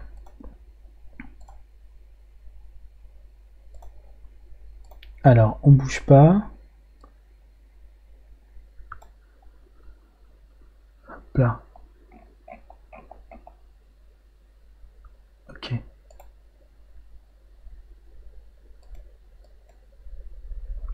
Alors, ce que vous voyez là, ce que vous allez voir, c'est un mélange de deux gaz, en tout cas des particules qui sont libres, qui sont globalement libres les unes par rapport aux autres. Il y en a une mauve et une turquoise, peu importe les couleurs, et elles vont descendre en chute libre le long de la colonne. Sur les parois de la colonne, les deux perdent de l'énergie. Donc il y a une des deux, je sais plus quelles sont les couleurs, qui perd beaucoup d'énergie et l'autre qui en perd quasiment pas. Ça veut dire, grosso modo, qu'il y en a une qui est freinée par la colonne et l'autre qui n'est pas freinée par la colonne. On va regarder ce que ça dit, ce que ça génère. Alors tout ça, c'est des petites simulations avec un code que je pourrais vous filer si vous voulez. Donc là, on a vraiment simulé le comportement mécanique de chacune des particules. Okay, et sur le côté, sur la gauche, vous voyez l'histogramme, enfin, de la répartition spatiale en fonction de la couleur. Tac, j'arrête. Donc, ce qu'on observe là, alors ce qu'on déduit là, c'est évidemment que c'est les particules turquoises qui ont été freinées par la colonne. C'est elles qui, en moyenne, arrivent après les fuchsias, ou les mauves, je sais pas. Et ça veut dire qu'il y a un retard moyen cumulé par les particules turquoises qui est supérieur à celle cumulée par les particules mauves. D'accord? Alors je vous l'ai dit, ça a simulé des gaz qui ont un comportement de gaz, donc ils ont tendance à diffuser dans tous les sens, mais en plus ils sont en chute libre. Donc l'élargissement, on va dire l'élargissement du pic mauve qui est là, il est simplement dû à la diffusion au mouvement aléatoire du gaz en tant que tel. Et ça, c'est grosso modo la tête qu'aurait un gaz qui n'aurait pas été retenu, ou très très peu, par la colonne. Alors je vais vous remontrer la même chose. Hop. Mais du point de vue... Hop là, c'est qui ce type? Il est bizarre. Hop là. Du point de vue centré sur le gaz, donc ça c'est exactement la même simulation, mais avec les particules, on va dire, qui occupent la plus grande zone à l'écran. Vous allez voir l'altitude en quelque sorte de ce truc-là qui défile, qui va vers le négatif. Et là pareil, vous avez l'histogramme. On voit qu'au début, les deux machins sont super mélangés, et au cours de la simulation, voilà. Alors là on a l'impression, quand on regarde les billes turquoises, qu'elles sont liftées par la colonne, et en fait c'est dû au fait que la colonne les freine, d'accord, et donc relativement on a cet effet de lift, et donc les particules continuent de se cogner sur les parois telles qu'elles sont quand elles sont gazeuses, et hop là, non, surtout pas, stop, voilà, et donc ça c'est on a le même histogramme qu'on avait dans le point de vue complètement extérieur, c'est-à-dire pas centré sur les gaz, et on a la même illustration, le retard cumulé par les molécules bleues sur les molécules mauves. Ok? Est-ce que vous pouvez répéter, s'il vous plaît, c'est clair?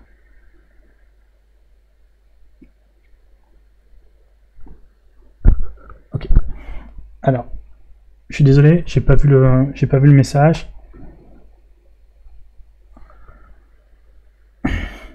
Marco Lagride, est-ce que tu peux me redire ce que tu voudrais que je répète?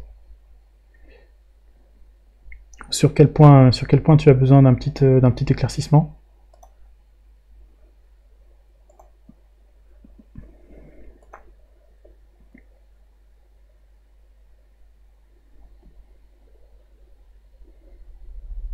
Ouais, l'explication sur AB. Ok, alors c'est ce que, grosso modo, là, les particules bleues, elles ont accumulé du retard simplement parce qu'elles se sont cognées sur les parois, et à chaque fois qu'elles se sont cognées sur les parois, elles ont accumulé du retard. Ok? Et ça, si on reprend ce formalisme-là, ça veut dire que les particules, ici les particules de A, donc les turquoises sur mon autre simulation, elles passent plus de temps collées à la phase stationnaire. D'accord? En moyenne. C'est ce qu'on observe, puisqu'elles sont en retard sur les autres. Et donc si elles passent plus de temps collées à la phase stationnaire, ça revient au même, enfin comment dire, il y a l'autre interprétation thermodynamique, c'est de dire que sur une petite tranche à l'intérieur de A, là, si on zoomait indéfiniment, et qu'on était capable de faire un snapshot de ce truc-là, ce qu'on verrait, c'est plus de molécules collées à la phase stationnaire par rapport à ce qui est libre dans la phase mobile. Ok ? Et ça, il y a une quantité qui le décrit, c'est concentration du soluté collé à la phase stationnaire rapportée à la concentration du soluté libre dans la phase mobile. D'accord ? Donc si je suis plus lent, c'est que j'ai plus souvent des molécules sur les parois de la colonne. Si j'ai plus souvent de molécules sur les parois de la colonne par rapport à ce qui est libre au milieu de la colonne, ça veut dire que mon K, donc la valeur qui donne le ratio entre ces deux concentrations, est plus élevé. Ok ? Ouais, ok, super. Ça marche ? Nice.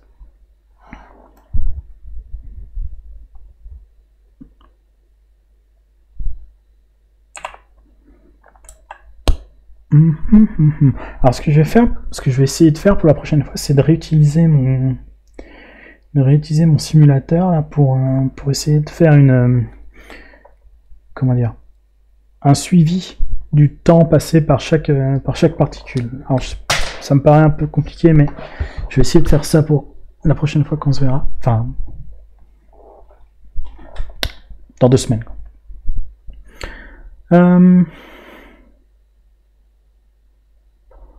Ok. Est-ce que j'en parle? Ouais. Ok. Alors. Là, on entend une autre partie du cours sur la mise en œuvre de l'analyse chromatographique. Donc, grosso modo, ce qui a expliqué la différence de 40 ans entre la découverte du phénomène et l'application industrielle et routinière, c'est justement le fait qu'il a fallu qu'on construise un chromatographe. Et à l'heure actuelle, donc les chromatographes modernes fonctionnent tous de la même manière, qui est schématisée sur le diapo ici. La colonne, donc la phase stationnaire, donc on va dire la colonne qui a une entrée et une sortie, donc une longueur fixe, dans laquelle on va pousser l'éluant et le mélange à séparer, c'est la partie centrale du dispositif. Et une fois qu'elle est sélectionnée, une fois qu'elle est fabriquée, en fait, on ne touche plus. C'est-à-dire que c'est la partie statique du chromatographe. Les parties qui travaillent en opposition, c'est l'injecteur en entrée de la colonne et le détecteur en sortie de colonne. C'est les deux points de réglage, en fait, les deux trucs qui vont varier d'un chromatographe à l'autre dans la conception et sur les points de réglage qu'on peut apporter. Et l'injecteur, il sert uniquement à préparer l'échantillon, c'est-à-dire le mettre sous une forme connue, dans un volume connu, avec un débit connu, etc. Donc c'est ce qui va occasionner les réglages de la part des chromatographes, enfin des gens qui s'occupent de ce type de machine. Et le détecteur, lui, son travail, ça va être de fournir un signal en fonction du temps. Donc la chromato, c'est toujours résolu en temps. Okay. Dans les versions modernes et qui sont pas dédiées à des applications biologiques. Les détecteurs, on fera un catalogue des différents types de détecteurs. Ils sont sélectionnés en règle générale pour ne pas être destructeurs de l'échantillon. L'idée, c'est que si on est capable de séparer les différents constituants d'un mélange, si au passage on est capable de détecter leur présence sans les détruire, ça veut dire qu'après on peut soit les conserver dans des dans des containers différents, une fois qu'on les a séparés, soit adapter d'autres techniques destructives après la détection non destructive de chromatographie. Enfin bon, on verra ça dans la deuxième partie, du cours là-dessus. Et vous le verrez, je l'espère, en TP. Voilà, il y a plusieurs types d'injecteurs et plusieurs types de détecteurs. L'idée, alors ça c'est, comment dire, ça, je pense qu'on tourne en rond, on voit que voilà, avec une colonne on sépare un mélange en deux trucs, suivant les temps de rétention, enfin suivant des constantes de partage, et elles dépendent du choix de la phase fixe, du choix de la phase mobile et des constituants eux-mêmes. En revanche, ce qui est intéressant, et on va voir que ça a un rôle important sur la façon qu'on a d'interpréter le phénomène chromatographique en tant que tel,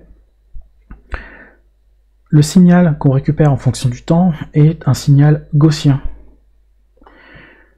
Ça veut dire qu'on s'est aperçu qu'on pouvait ajuster les courbes et les pics générés par les détecteurs avec des fonctions gaussiennes. On va voir à quoi ça correspond après. Donc ce qui arrive, c'est ça. Hein. Fondamentalement, vous séparez le long de la colonne et vous faites arriver dans la zone de détection les molécules bleues d'abord, puis les molécules jaunes. Et le fait qu'en fonction du temps, vous ayez un pic gaussien, ça veut dire que ce truc-là a non seulement une épaisseur, mais aussi une épaisseur qui est pas, qui dépend du temps. C'est-à-dire que vous avez d'abord un peu de molécules qui arrivent, puis le gros des molécules, et puis quelques molécules qui sont un peu en retard par rapport au temps de rétention moyen des molécules bleues. Et puis pareil pour le jaune, etc. Alors à quoi c'est dû? Alors c'est dû au fait que ces trucs-là restent soit des gaz, soit des liquides, et donc tout ce qui concerne les gaz, et c'est ce que j'ai montré avec la petite simulation turquoise et fuchsia, conserve des comportements de phase plus ou moins condensés. Et du coup, si vous lancez toutes les molécules du gaz en même temps, naturellement, elles n'arrivent pas toutes en même temps en restant de front, comme on pourrait le dessiner naïvement. Ça vient du fait que soit elles ont un comportement erratique par rapport aux composants, aux constituants de la colonne, c'est-à-dire grosso modo, si vous devez buter sur plusieurs particules de phase stationnaire, par chance, vous allez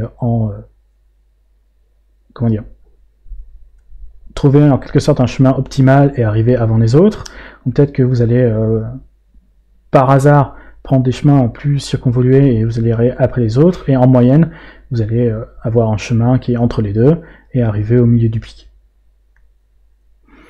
Alors ça marche si on imagine effectivement des trajectoires différentes par rapport à une colonne qui serait poreuse, mais ça marche aussi si on imagine un gaz qui qui conserve son comportement de gaz et tend à occuper tout le volume disponible. Donc vous allez avoir par diffusion des molécules qui vont être plus en retard que d'autres. Mais bon, peu importe, puisque on se débrouille pour que à un pic corresponde un composé. Et ce qu'on veut pour la suite, c'est avoir les pics les plus fins possibles. Parce que vous imaginez que si vous séparez deux composés avec des temps de rétention moyens qui sont trop proches l'un de l'autre et que votre pic est pas assez fin, alors vous allez mesurer la somme des deux gaussiennes, et si vous n'avez pas de chance, ça peut ne vous donner qu'un pic, et vous avez perdu votre capacité à dire qu'il y avait deux composants ou plus à l'intérieur d'un seul pic de mesure. Ok. Alors ça c'est un petit rappel de vocabulaire sur la description des gaussiennes ou d'un pic gaussien. Alors, ce qui est noté ici, c'est la formule pour une loi normale réduite, ouais. Donc qui est typiquement ce que décrit une courbe gaussienne. Il y a trois paramètres qui décrivent ce type de pic qui nous intéresse. La hauteur, d'accord, donc qui en d'autres termes va correspondre à l'intensité du pic, donc c'est sa valeur maximale. On verra par la suite que c'est directement proportionnel à la quantité de matière que j'ai injectée dans le chromatographe, pardon. La deuxième information, c'est sa position en temps. La position du pic, ça va être la valeur moyenne du temps de rétention, c'est ce qu'on va appeler le temps de rétention pour un composé donné. Et la troisième information qui rentre dans la description mathématique de ce modèle-là, c'est la largeur du pic. Et la largeur du pic, il y a différentes méthodes pour la décrire. La méthode qui est, on va dire, issue directement des descriptions des variables aléatoires, c'est de donner un écart type d'une variable aléatoire qui suivrait une loi de distribution normale telle que celle-ci. Donc c'est ce qu'on appellerait la valeur sigma, et du coup ce pic aurait une valeur de sigma égale 2 sigma. Il y a une autre façon de faire qui est de décrire la largeur à mi-hauteur. C'est ce qui est noté delta ici. On pourra faire le calcul, si le cœur nous en dit, c'est directement proportionnel à sigma. Donc si vous avez sigma qui double, votre delta ici double également. L'avantage, c'est que ça peut être la largeur à mi-hauteur. Donc la largeur à mi-hauteur, c'est simplement prendre la hauteur maximale du pic, la diviser par 2, et regarder quand est-ce qu'on croise la fonction à gauche et quand est-ce qu'on croise la fonction à droite. Ça peut être fait sans autre forme d'analyse. C'est-à-dire si j'ai un signal qui a cette forme-là, je peux, pour ce pic, donner un delta. D'accord? J'ai pas besoin de calculer une variable aléatoire, enfin comme un écart type qui serait lié aux mesures qui seraient récoltées par cette fonction. Et dans le même goût, il y a le oméga, et ça c'est la hauteur à 10% du pic. Donc on prend pas la largeur à 10% du maximum du pic. Donc on prend pas la largeur à 50%, on la prend à 10%. Voilà. Bon. Et puis comme l'autre, c'est directement relié à sigma. Donc tout ça n'a pas grand intérêt, hein, c'est juste pour dire qu'il y a plusieurs façons de décrire la même chose, c'est-à-dire la largeur du pic. Et donc ce qu'on veut, c'est des largeurs faibles, d'accord, pour augmenter la résolution et les capacités de séparation de l'instrument.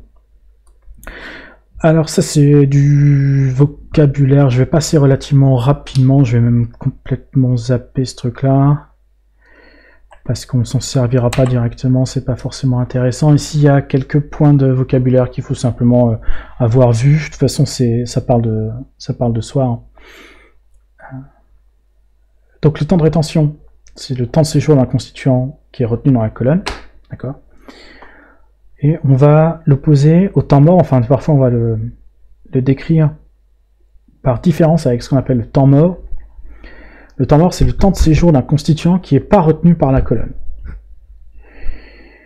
Donc si je suis capable, grosso modo, ça veut dire que c'est le temps que mettrait l'éluant lui-même pour traverser la colonne. Okay. En d'autres termes, si j'étais capable d'avoir une molécule traçante qui ne touche jamais les bords de ma colonne, elle mettrait temps mort pour aller de la fin de l'injecteur au début du détecteur. Okay. Donc temps de rétention et temps mort, c'est deux points d'intérêt sur le chromatogramme. Le débit D, c'est le débit de la phase mobile. La L, le grand L, c'est en règle générale comme on appelle la longueur de la colonne. Et c'est à peu près tout ce qui est intéressant ici. Il y a un autre truc intéressant, c'est ce qu'on appelle le temps de rétention réduit. Et c'est simplement la différence entre le temps de rétention et le temps mort. Ok. Voilà, on verra en quoi il est intéressant. Je crois que c'est la slide d'après. La vitesse linéaire moyenne d'écoulement, ou ce que je vais appeler par la suite simplement la vitesse d'élution, c'est la vitesse en mètres par seconde de l'éluant lui-même. Et donc, par définition, de grand L et de temps mort, c'est simplement la longueur de la colonne divisée par le temps que met l'éluant pour traverser la colonne. C'est pas compliqué. Ok.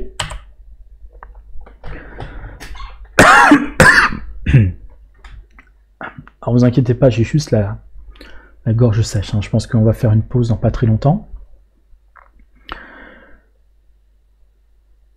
Est-ce que je parle de ça maintenant ou est-ce qu'on fait une pause tout de suite? Pardon. On va faire une pause tout de suite. Ok, je vais couper le stream. Je vais arrêter l'enregistrement. Et on recommence à 15h35. Est-ce que ça vous va? 15h35? Là, vous mettez oui en masse sur le chat si vous m'avez reçu. Super, donc j'arrête d'enregistrer.